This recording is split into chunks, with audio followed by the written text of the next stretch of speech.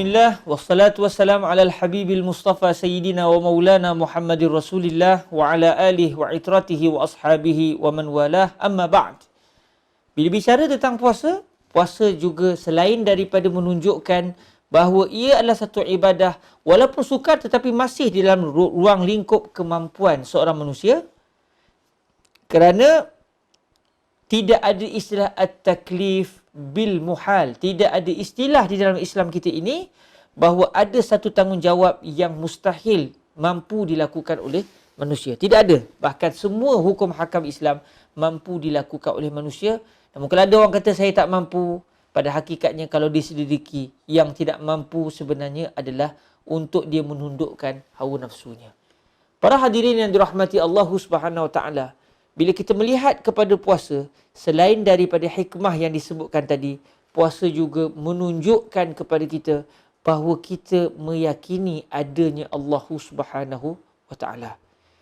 Di sinilah datangnya konsep al-muraqabah, konsep mendalami dan menghayati bahawa sebenarnya kita ini sedang diselia, sedang dilihat, sedang diintai oleh Allah Azza wa Jalla. Maka dengan sebab itu kalau kita lihat dalam ibadah puasa menunjukkan bahawa orang yang berpuasa itu walaupun di luar daripada mata manusia, dia tetap akan berpuasa. Puasa yakyuk ni masa kecil-kecil dulu je. Masa kita kecil-kecil dulu, kita puasa yakyuk. Depan orang puasa, belakang orang awak menelan ayo. Minum air, makan itu. Tapi itu masa kecil-kecil pada peringkat awal. Tapi bila kita dah dewasa, kita sudah sedar bahawa ini satu tanggungjawab. Walaupun orang sudah tidak melihat kita berpuasa, pada hakikatnya insya-Allah umat Islam yang berpuasa, walaupun tidak ada orang yang melihatnya berpuasa, dia tetap akan mengelakkan diri daripada melakukan perbuatan-perbuatan yang membatalkan puasa. Kenapa?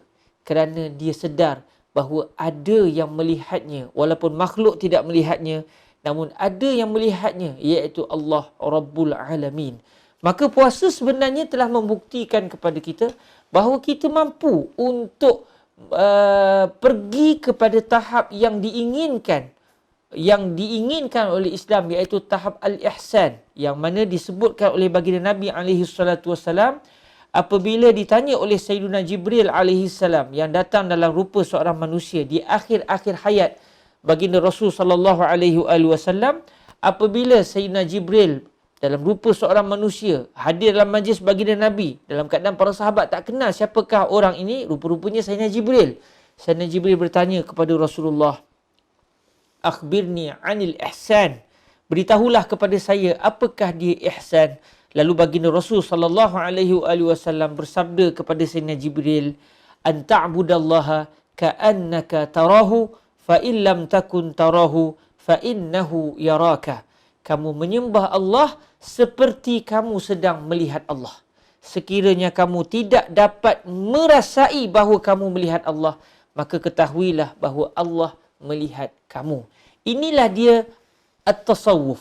Inilah dia penyucian jiwa. Inilah yang merupakan di antara salah satu daripada 4 intipati agama Islam kita, iaitu ingin membawa jiwa seorang manusia itu bukan semata-mata melakukan arahan, bukan semata-mata mempercayai akidah, bukan semata-mata mengetahui apa yang bakal berlaku sepanjang hidupnya berdasarkan apa yang dikhabarkan oleh baginda Nabi Muhammad sallallahu alaihi wasallam, tetapi dia juga melakukan perbuatan yang keempat, iaitu melakukan ibadah dengan penuh keyakinan bahawa sebenarnya ia adalah satu ibadah yang mesti mempunyai mutu, kerana ia adalah satu ibadah yang dilihat oleh Allah Azza wa Jal. Kalau kita nak buat satu contoh, seorang yang bekerja, dia buat kerja, tuan dia tak ada.